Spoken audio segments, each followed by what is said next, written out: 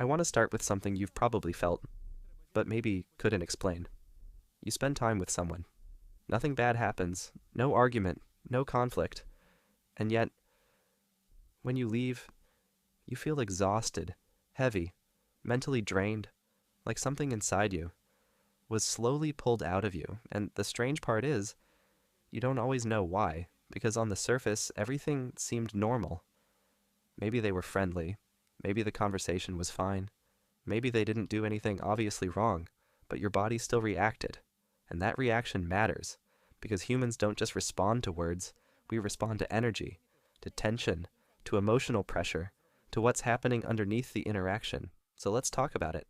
Why certain people drain you, even when you can't explain why.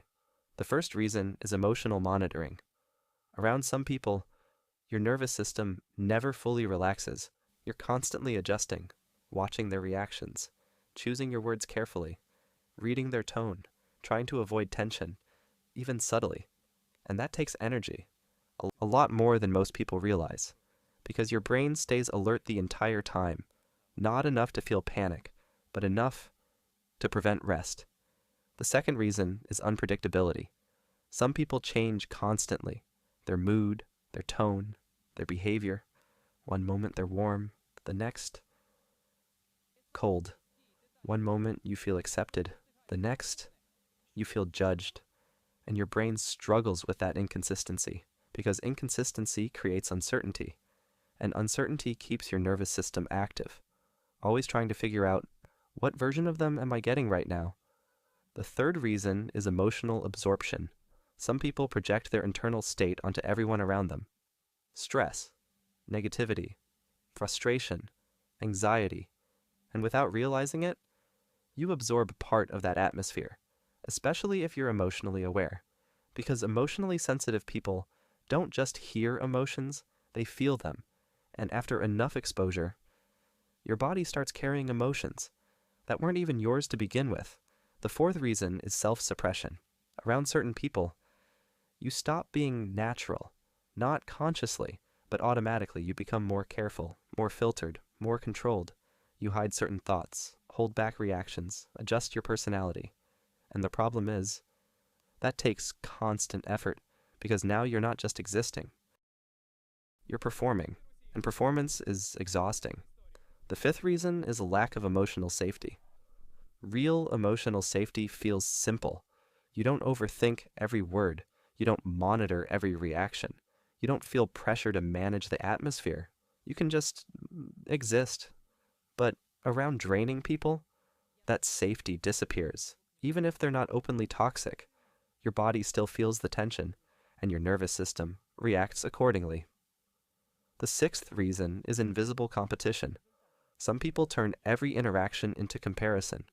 Without saying it directly, you feel like you need to prove yourself, explain yourself, defend yourself, even subtly. And your brain interprets that as pressure, not connection. Because real connection doesn't feel like evaluation, it feels like acceptance. The seventh reason is something deeper. Your body notices things before your mind does.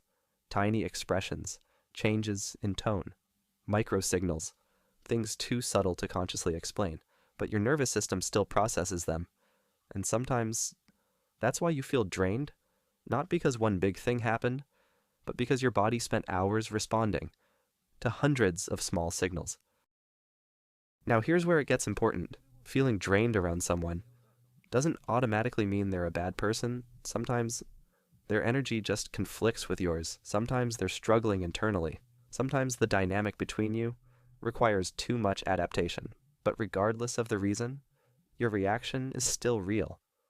And ignoring it usually makes things worse, because your body keeps telling you something. This interaction costs energy. And if something constantly costs energy, without giving safety in return, eventually, your mind and body start resisting it. That's why you sometimes avoid certain people, without fully understanding why. Why you delay replying. Why you feel relief when plans are canceled. Why you feel lighter after leaving. Your nervous system already made the decision before your conscious mind caught up. And once you understand that, something changes. You stop forcing yourself. to feel comfortable around everyone. You stop assuming that being drained means you're weak, and you start paying attention to something more important, how your body feels after being around someone. Because your body keeps score, not just of what people say, but of how interactions feel. And the people who are healthy for you usually leave you feeling different, lighter, calmer, more like yourself. Not because they entertained you, but because your nervous system didn't have to fight, to stay relaxed around them. And maybe that's the real difference. The right people don't just make you happy, they make you feel safe enough to stop bracing yourself. And once you experience that, you realize how exhausting the opposite was.